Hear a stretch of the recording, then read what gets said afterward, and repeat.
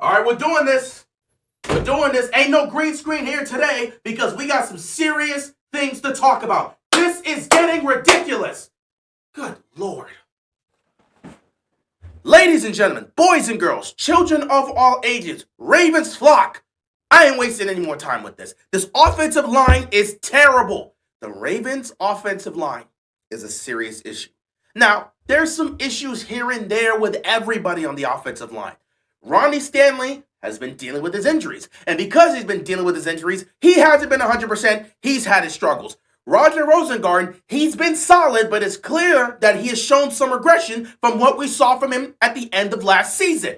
Tyler Linderbaum, he's been solid as well, but he's also had his moments and he hasn't been quite as proficient as he has been in previous years, which is unfortunate for him because this is a contract year and he hasn't exactly played the way you expect a guy in a contract year to play. So those three, they've all been solid, but they have had their problems. However, they are far from the main issue with this offensive line. It all comes down to your two offensive guards, Andrew Voorhees and Daniel Falle.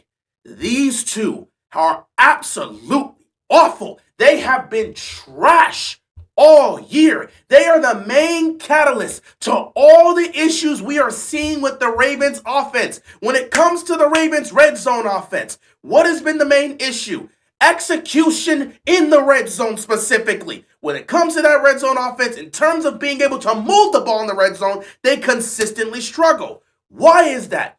Part of it has to deal with the play calling we've seen from Todd Monken. I don't think Todd Monken has put up the best play calling in those red zone situations. That's fair. We are all tired of watching Lamar Jackson roll to his right and pretty much cut out one half of the field and it goes nowhere. We're tired of seeing that in the red zone. It's not working. But a big part, the primary part of why the offense cannot execute in the red zone has to deal with the offensive line.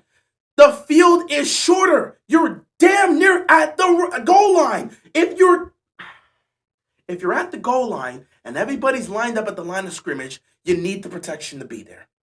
The protection has not been there. Andrew Voorhees and Daniel Falle have been awful. And they've been the main catalyst as to why we can't run the ball consistently with Derrick Henry in the red zone and we can't protect Lamar Jackson to find anybody open in the red zone. Another issue with the offense. We cannot execute on third and short situations. 3rd and 1, 3rd and 2, 3rd and 3. We can't seem to pick up a first down. Why? The offensive line. Yes, some of that has to, again, deal with the play calling. But a main issue with the execution on these third and short situations has to be the blocking. They don't block. Falle and Voorhees are consistently getting beat. And because they don't block, guess what? You can't run the ball. So when you choose to hand the ball to Derrick Henry on 3rd and 1 and 3rd and 2, you don't get any push from the offensive line. So guess what? You get stopped. You snap that ball on 3rd and 3 with Lamar Jackson. Where's the protection? Not there.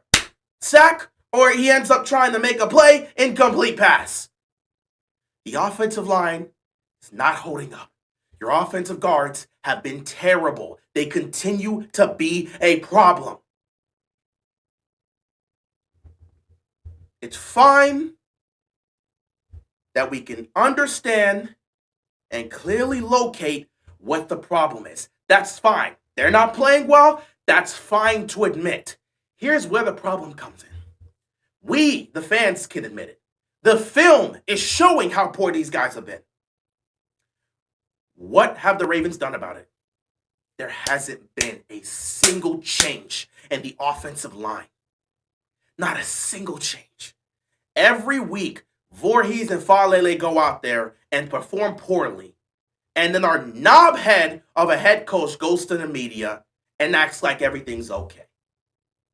That man had the nerve to say that they put out their 5 best offensive linemen out there. And we're grading these guys. And they're making plays and they're doing a good job. What is he watching? Let me tell you right now. John Harbaugh is such a grade 1 politician. He is a grade A politician. He's not even a head coach. He's a politician because you can't trust a single thing that comes out of this man's mouth. He's either lying or he's dodging the question by rambling off and not even answering the question. He would be fantastic in politics. This guy is a waste of time when it comes to these press conferences because all he's going to do is lie to the face of all these media people and then lie to the fans. Or he's just not going to answer the question. And if you start pressing him, he gets chippy. Damn shame. These are the 5 best offensive linemen we have. Really. Andrew Voorhees has been terrible all year long. He's been consistently manhandled. He's been consistently beaten off his blocks. He has been terrible. As for Falle, I'm going to be honest, guys. I don't think Falle has been terrible.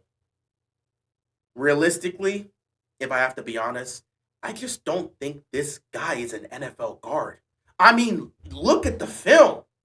You take a look at the film. There's been far too many times where everybody else is blocking somebody, and Daniel Falle is doing what I have now crowned shadow blocking. Daniel Falle does a lot of shadow blocking in the games, where everybody's blocking somebody, and he's blocking air. He's doing a lot of shadow blocking. Why is he doing that? Well, obviously, he's got to get his reps in. He's got to practice for when he actually has to block somebody in the game. Unfortunately, he's in the damn game, and he ain't blocking anybody. He does a lot of shadow blocking. Every time he's trying to block somebody, he goes in with his head down. How are you blocking somebody with your head down? What type of fundamentals is that? Way too many times where this dude's just falling on the floor, blocking nobody, just falling on the floor. Useless. And now, there's been multiple moments where you see him on film. I don't think he's doing this on purpose. This absolutely looks like it's an accident. I don't think he's that incompetent, but maybe he is. You guys tell me. There's been multiple occasions where you'll see him on film, and I'm going to say accidentally because I don't know how to make this. There's moments where he's accidentally blocking his own teammate, and it leads to the entire offensive line collapsing. There's times where he's accidentally running into his own fellow lineman and causing a collision there, and next thing you know, Lamar's under duress immediately. I don't think Falele's terrible. Andrew Voorhees has been terrible. Falle just doesn't look like an NFL guard. He doesn't play like, he doesn't look like he knows what he's doing out there. I don't think he's an NFL guard. He doesn't play like one. He doesn't have the fundamentals an offensive guard should have. And when he goes out there and tries, he just looks lost. And I think that's the worst thing you could say about somebody that's in the NFL. You just look lost. You look like you don't belong. You don't even look like an NFL guard. What are you doing out there? So many pieces of film of this guy just looking lost. He's out there shadow blocking. He's out there falling on himself because he can't block anybody. Every time he goes for a block, he's putting his head down to try to make that block. What are you doing? Who taught you these fundamentals? No one else on the offensive line is doing that. He's the only one. Multiple occasions, he's running into his fellow offensive lineman, causing a collision. I would have to assume it's accidental because I just don't think this guy knows what he's doing out there. And to me, I feel like that's an example of clear coaching malpractice. You got to look at the offensive line coach, and you got to look at the head coach that continues to allow that guy to go out there on Sundays to try to protect our franchise quarterback. Is it really a surprise? I want to state this. I want to ask you, the audience, is it really surprising that Lamar is dealing with all these injuries? Because to me, I don't think it's surprising. In fact, if you put an offensive lineman out there that looks as lost as Falle, I expect your quarterback to end up being compromised. Because there's no way you're going to tell me this guy is out there looking like a buffoon. He can't even do his job. He doesn't even look like he knows what he's doing out there. You can't expect to tell me that you put that guy out there who looks lost and he's consistently getting beat and your quarterback's going to be safe. No. We've seen some of those issues in the past with other teams. Hell, Cincinnati's had some serious incompetent offensive linemen that couldn't block for Joe Burrow, and that's why he's dealt with all these injuries, and he's trying to come back. When you've got incompetence out there at the offensive line, you can't do anything in this league. And we got two boneheaded offensive linemen that can't do the job. One is just terrible. He can do the job. He's doing what he's supposed to do as an offensive guard. He's just terrible. And the other just doesn't look like an offensive guard. I don't know what to tell you. Voorhees at least looks like a left guard. He's just stinking at that role. Falle doesn't even look like he knows how to play the right guard position. He looks so lost out there. So to see this incompetence every single week, it's not a surprise that Lamar's banged up. First the hamstring, then the knee, now an ankle injury. He did not practice today, ankle injury. And now I start asking these questions. Where are all these injuries happening? Did the knee injury happen on the same leg that the hamstring injury happened? Did the ankle injury happen on the same leg that the knee injury happened? Or maybe the hamstring injury happened? Did these injuries happen on either leg? Like the hamstring, I believe it was his left leg that the hamstring injury happened. Is the knee injury on his right leg? Is the ankle injury on his right leg? Is both of Lamar's legs compromised? I would like to know these type of answers, but that's not something they're really going to want to share for the most part. But yeah, this is ridiculous. And this is where I look at the coaching staff and I really question I really question whether they really care about their franchise quarterback. It's the same thing I saw when it came to the incompetence of the Colts when it came to Andrew Luck. It just made you question whether or not they were actually serious about competing, but it more so made you question whether or not they actually cared about Andrew Luck. Because if you care about your franchise quarterback, you wouldn't want to see him get killed out there every single week. And that ultimately ended Andrew Luck's career. And we're watching that with Cincinnati right now. You start to question whether or not they actually care about Joe Burrow's well-being. Because if you're not protecting a guy like that, then what are you doing? And now we're watching it here with Baltimore. Do they really care about the well-being of Lamar Jackson when you put that garbage out there? You have an opportunity to at least make an attempt to change. Ben Cleveland's right there, and you absolutely refuse to use him. Falle looks horrible every single week. He doesn't even look like he knows how to play the right guard position. You got Ben Cleveland, who possibly couldn't be worse than Daniel Falle, and you refuse to play him.